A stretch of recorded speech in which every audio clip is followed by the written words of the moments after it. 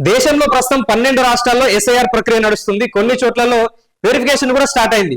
So మరి ఏ రాష్ట్రం గురించి ఎస్ఐఆర్ కి సంబంధించినటువంటి కథనాలు వార్తలు మన తెలుగు మీడియాలో వచ్చినా గానీ చాలా మంది మన తెలుగు వాళ్ళు చేసినటువంటి కామెంట్స్ ఏంటంటే మన తెలుగు రాష్ట్రాల్లో కూడా ఎస్ఐఆర్ ప్రక్రియ జరగాలి, అంటే తెలంగాణలో ఆంధ్రప్రదేశ్ లో కూడా ఎస్ఐఆర్ ప్రక్రియ జరగాలని చెప్పి చాలా మంది కామెంట్స్ చేశారు. అంతేగా మరి తదాస్తు దేవతలు తదాస్తు అన్నారో ఏమో తెలియదు కానీ రెండో విడతలో అంటే సెకండ్ షెడ్యూల్ లో ఎస్ఐఆర్ ప్రక్రియ జరగబోయే రాష్ట్రాలలో తెలంగాణ రాష్ట్రం కూడా ఉండబోతుంది అని రాజకీయ విశ్లేషకులు అయితే భావిస్తున్నారు. ఏమైందిరా ఇప్పుడు ఎందుకంటే ముస్లిం జనాభా అండ్ మైనారిటీ జనాభా ఎక్కువ ఉన్నటువంటి రాష్ట్రాలు, తర్వాత వలసలు ఎక్కువ ఉన్నటువంటి రాష్ట్రాల్లో చాలా కొన్ని లక్షల మంది ఫేక్ ఓటర్స్ అయితే బయటపడ్డాయి.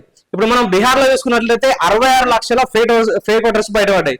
తర్వాత వెస్ట్ బెంగాల్ లో 55 లక్షల ఫేక్ ఓటర్స్ ను తీసేస్తున్నారు ప్రస్తుతానికి. తమిళనాడులో ఏదైతే ఎస్ఐఆర్ ప్రక్రియ జరుగుతుందో అక్కడ ఇప్పటికే 90 లక్షల ఫేక్ ఓట్లు ఉన్నాయనేటువంటి ఒక అంచనాకు వచ్చారు. కాకపోతే ఇంకా ప్రాసెస్ నడుస్తుంది కాబట్టి కొంచెం నెంబర్స్ అటు ఇటు కావచ్చు. సో మరి మన తెలంగాణ విషయానికి వచ్చినట్లయితే తెలంగాణ రాష్ట్రంలో ప్రస్తుతానికి 3,35,00,000 మంది జనాభా ఉంది. సో దట్టు ఒక హైదరాబాద్ సిటీలోనే 1,10,00,000 జనాభా ఉంది.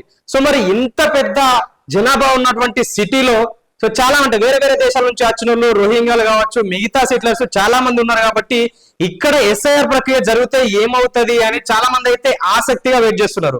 సో ఇంకొకటి ఏంటంటే ఇక్కడ పాత బస్తీ కావచ్చు, హైదరాబాద్ అనేది ఎంఐఎంకు ఒక కంచుకోట లెక్కలు ఉంది. అంటే దాదాపు 7 అసెంబ్లీ స్థానాలు ఎంఐఎంకే, తర్వాత హైదరాబాద్ ఎంపీ స్థానం కూడా ఎంఐఎంకే ఉంటుంది. అది ఎప్పటిలో నడుస్తుంది.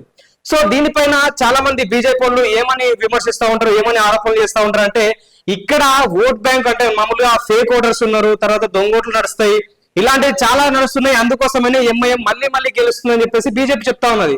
కానీ ఇప్పటికి కూడా మరి ఏ ప్రభుత్వం కానీ, ఎన్ని ప్రభుత్వాలు వస్తున్నాయి వెళ్తున్నాయి కానీ ఏ ప్రభుత్వం కానీ నిజంగానే దొంగోట్లు ఉన్నాయి, నిజంగానే ఫేక్ ఓటర్స్ ఉన్నారు, నిజంగానే వేరే మైగ్రెంట్స్ ఉన్నారు అని చెప్పేసి ఎవ్వరు కూడా ఇప్పటికీ నిరూపణ చేయలేదు. సో అది ఒక ఆరోపణగానే మిగిలిపోయింది. సో నిజంగా అసలు ఫేక్ ఓటర్స్, దొంగ ఓటర్స్ లేకపోతే ఇల్లీగల్ మైగ్రెంట్స్ ఉన్నారా లేరా అనేది ఏదో ఒక ప్రక్రియ జరుగుతూనే కదా తెలిసేది. సో ఇప్పుడు ఎస్ఐఆర్ ప్రక్రియ జరిగితే మరి హైదరాబాద్ లో అంటే ముఖ్యంగా ఈ పాత బస్తీ, బాలాపూర్ లాంటి ప్లేస్లలో కొన్ని వేల మంది రోహింగ్యాలు ఉన్నారని చెప్పేసి ఒక వాదన. ఇప్పుడు ఎన్ఐఏ కూడా దాదాపు చాలా సార్లు జిహెచ్ఎంసీని తర్వాత హైదరాబాద్ పోలీసు వాళ్ళను చాలా సార్లు హెచ్చరించింది. ఎందుకంటే రోజు రోజుకు రోహింగ్యాల జనాభా హైదరాబాద్ లో పెరిగిపోతుంది. సో వీళ్ళ వల్ల వేరే వేరే ప్లేస్లలో జరిగినటువంటి క్రైమ్ రేట్ కావచ్చు, నేరాలు కావచ్చు, దాని దృష్ట్యా చాలా సార్లు అయితే అప్రమత్తం చేసింది. సో అంటే హైదరాబాద్ లో రోహింగ్యాలు లేరు అని ఎవరైతే అంటారో అది మాత్రం అవాస్తవం. హైదరాబాద్ లో రోహింగ్యాలు ఉన్నారు. సో గతంలో మనం ఒక వార్త కూడా చూసినాం, హైదరాబాద్ లో ఉన్నటువంటి రోహింగ్యాలు ఒక ఫుట్బాల్ టీమ్ ను కూడా తయారు చేసుకున్నారు. వాళ్ళు రోహింగ్యాస్ ఫుట్బాల్ టీమ్ హైదరాబాద్ అని చెప్పేసి ఒక టీమ్ నే రెడీ చేసుకున్నారు.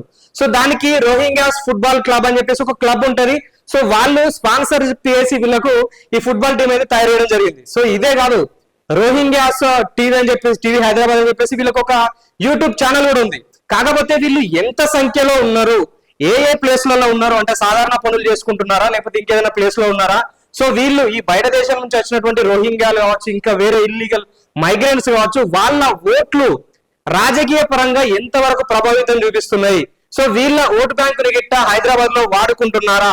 ఇది పూర్తి స్థాయిలో బయట పడాలంటే ఎస్ఐఆర్ ప్రక్రియ జరగాలి. ఇప్పుడు అసలు హైదరాబాద్ లో కావచ్చు, తెలంగాణలో కావచ్చు ఎస్ఐఆర్ ప్రక్రియ ఎందుకు జరగాలి అంటే రాజకీయ విశ్లేషకులు చెప్తున్న ప్రకారం 2 కారణాలు. సో ఒకటి ఏంటంటే రోహింగ్యాలు మెయిన్. సో చాలా మంది రోహింగ్యాలు అయితే ఇక్కడ హైదరాబాద్ లో కూడా ఉన్నట్టు తెలుస్తుంది కాబట్టి అకౌంట్ గురించి అయితే ఎస్ఐఆర్ ప్రక్రియ జరగాలి. రాజకీయ పరంగా వీళ్ళది ఏమన్నా ప్రభావితం ఉంటుందా అదొకటి తెలియాలి. సో ఇంకొకటి ఏంటంటే ఇప్పుడు ఇంతకుముందు మనది ఉమ్మడి ఆంధ్రప్రదేశ్ రాష్ట్రంగా ఉన్నప్పుడు ఆంధ్ర వాళ్ళు ఇక్కడ ఉంటుండే, మన వాళ్ళు అక్కడ పోతుండే, అట్లా నడిచినాయి. సో ఇప్పుడు ప్రత్యేక తెలంగాణ రాష్ట్రం ఏర్పడిన తర్వాత సో మరి ఆంధ్ర నుంచి వచ్చి ఇక్కడ సెటిల్ అయిన వాళ్ళు వాళ్ళకు ఇక్కడ ఓటర్ ఐడి ఉందా, అక్కడ ఉందా, లేకపోతే అక్కడుండి ఇక్కడ 2 చోట్ల ఉందా? ఒకవేళ సరే మరి వాళ్ళు హైదరాబాద్ లో ఉందాం అనుకుంటున్నారా లేకపోతే మళ్ళీ తిరిగి ఆంధ్రాకు వెళ్ళాలనుకుంటున్నారా? సో ఏదో ఒకటి క్లారిఫై కావాలి కదా. ఇప్పుడు అక్కడ ఓట్లు జరిగినప్పుడు అక్కడ ఓటేసుడు, మళ్ళీ ఇక్కడ ఓటర్ ఐడి ఉంటే ఇక్కడ ఎలక్షన్ జరిగినప్పుడు ఇక్కడ ఓటేసుడు, ఇది కరెక్ట్ కాదు. ఎందుకంటే ఫేక్ ఓటర్స్ వేరు, డూప్లికేట్ ఓటర్స్ వేరు. ఫేక్ ఓటర్స్ అనేది ఒక విధం అయితే డూప్లికేట్ ఓటర్స్ అనేది ఖచ్చితంగా సహించే విషయం కాదు. ఎందుకంటే నేను 2 చోట్ల ఓటేస్తా అంటే అది కలను ముచ్చట. సో అందుకోసమని వీళ్ళు ఇక్కడ ఉంటారా అక్కడ ఉంటారా, ఎక్కడ ఉన్నది ఓటర్స్ అనేది పూర్తి స్థాయిలో తెలాలంటే ఎస్ఐఆర్ ప్రక్రియ జరగాలి. సో కాకపోతే ఇక్కడ కాంప్లికేషన్ ఏంటంటే ఇప్పుడు బీహార్ లో కావచ్చు, లేకపోతే వెస్ట్ బెంగాల్ లో కావచ్చు, తమిళనాడులో కావచ్చు, అక్కడ ఎస్ఐఆర్ ప్రభుత్వం జరుగుతున్నటువంటి ప్రాంతంలో బీజేపీ ప్రభుత్వం లేదు, ఇటు కాంగ్రెస్ ప్రభుత్వం లేదు. కానీ తెలంగాణ రాష్ట్రంలో చూసుకున్నట్లయితే ప్రస్తుతం కాంగ్రెస్ పార్టీ అధికారంలో ఉంది, అంటే రూలింగ్ లో ఉంది. సో కాబట్టి ఇక్కడ అదొకటి. ఇంకొకటి ఏంటంటే బీజేపీని వ్యతిరేకించే పార్టీ అయినటువంటి, అంటే బీజేపీ విధానాలను వ్యతిరేకించే పార్టీ అయినటువంటి బీఆర్ఎస్ ప్రధాన ప్రతిపక్షంగా ఉన్నది. అంటే ఇక్కడ బీజేపీ అనేది ప్రతిపక్షంగా లెక్క లేదు. సో కాబట్టి మరి అదొకటి. ఇంకొకటి ఏంటంటే ఇప్పుడు వెస్ట్ బెంగాల్ మనం చూసుకున్నట్లయితే ఎక్కువ మొత్తంలో అక్రమ వలసదారుల ఓట్లు కావచ్చు, లేదంటే మైనారిటీ ఓట్లు కావచ్చు, ఎక్కువ మమతా బెనర్జీకి పడతాయి కాబట్టి, పడుతున్నాయి అని భావిస్తున్నారు కాబట్టి ఈమె ఈ ఎస్ఐఆర్ ప్రక్రియ జరగద్దు అని చెప్పేసి అక్కడ కొట్లాడుతుంది. సో ఆల్రెడీ అది జరిగిపోయింది. ఇది నెక్స్ట్ జరగబోయే ఎన్నికల్లో ఖచ్చితంగా ప్రభావితం చేస్తుంది. సో అదే విధంగా ప్రస్తుతం మరి ఇక్కడ ఏదైతే పాత బస్సులు కావచ్చు, హైదరాబాద్ లో కావచ్చు, చాలా వరకు ఓట్ బ్యాంక్ అనేది ఎంఐఎం పార్టీకి ఉన్నది. అంటే 7 స్థానాల్లో 7 అసెంబ్లీ స్థానాలు ఎంఐఎంకే అనే ఒక స్టాంప్ అయితే పడిపోయింది. ఇంకొకటి హైదరాబాద్ స్థానం కూడా, హైదరాబాద్ ఎంపీ స్థానం కూడా ఎంఐఎంకే అనే విధంగా ఎన్నో ఏళ్ళ నుంచి నడుస్తుంది. సో ఇక్కడ 2 అంశాలు. ఒకటి, ఒకే వ్యక్తికి ఊకే ఓట్లు పడుతున్నాయంటే అక్కడ ఉన్నటువంటి ప్రజలు పూర్తి స్థాయిలో అతనికే ఓటేస్తున్నారు, అతనికి పాజిటివిటీ ఎక్కువ ఉందని చెప్పేసి ఒక పాయింట్.